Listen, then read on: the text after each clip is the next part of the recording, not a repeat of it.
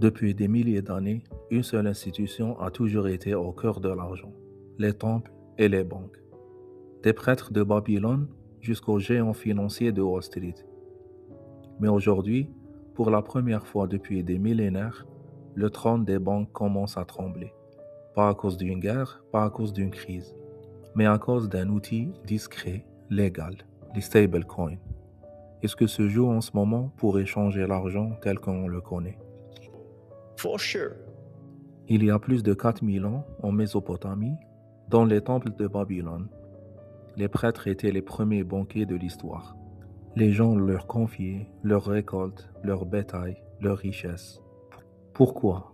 Pas seulement pour des raisons religieuses, mais parce que le temple était l'endroit le plus sécurisé contre le vol. Le prêtre écrivait sur une tablette d'argile: un tel possède ici 10 sacs de blé. C'était le premier reçu bancaire de l'histoire. Et à la Renaissance en Italie, une famille change tout, les Médicis. Ils créent un réseau bancaire européen, financent les rois, les guerres, les empires. À partir de là, la banque n'est plus juste un coffre, elle devient le cœur du pouvoir économique. Et pendant des siècles, le modèle reste le même. La banque est l'intermédiaire obligatoire entre toi et ton argent.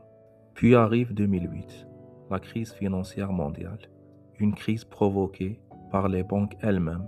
Et là, un personnage mystérieux apparaît, Satoshi Nakamoto. Il publie un document de 9 pages, un système monétaire sans banque, sans intermédiaire, sans autorisation. Bitcoin est né, puis l'Ethereum, puis la blockchain, et enfin les stablecoins. Un stablecoin est une monnaie numérique stable, pas imprimée, pas émise par un État, mais dont la valeur reste stable, généralement à $1. Pourquoi? Pour résoudre le plus gros problème du crypto, la volatilité. Bitcoin peut monter ou chuter de 10% en une journée. Par contre, un stablecoin, lui, reste à $1.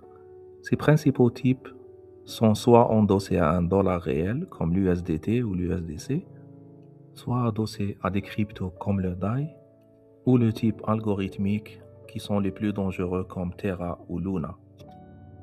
Ceux qui nous intéressent ici sont les stablecoins adossés à de vrais dollars.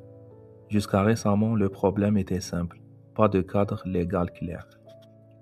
Mais en juillet 2025, Donald Trump signe le Genius Act. Ce que fait cette loi, c'est qu'elle légalise les stablecoins garantis à 100%, les intègre au système financier classique et autorise banques, fintech et États à en émettre.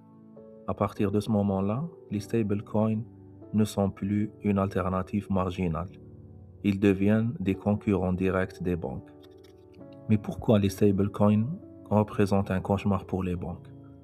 Les banques vivent d'un modèle simple. Elles prennent ton argent, te donnent presque 0% d'intérêt, prêtent ton argent à d'autres à 6 à 8%.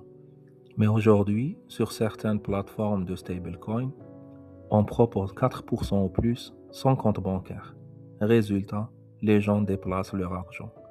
Un rapport du Trésor américain avertit 6,6 trillions de dollars de dépôts menacés, soit 36% des dépôts bancaires américains. Si cela arrive en masse et sans dépôt, on aura moins de prêts, moins d'investissements et une économie ralentie et un effet domino. En plus de ça, on note que quelques services se sont améliorés, les transferts et les crédits. Envoyer de l'argent à l'étranger avec une banque peut être cher, long et opaque, mais avec les stablecoins, ça prend quelques minutes, pas quelques jours. Le service est 24 sur 24, 7 jours sur 7, et avec un minimum de commission. Et pour les crédits, grâce à la finance décentralisée, pas de paperasse, pas de score bancaire, des contrats intelligents automatiques. Le code remplace le banquier. Maintenant, il faut répondre à la question ultime.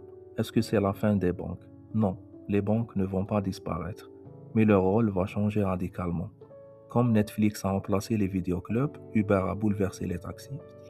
Les banques qui refuseront d'évoluer disparaîtront. Celles qui intégreront blockchain, stablecoin, rapidité et transparence survivront et domineront.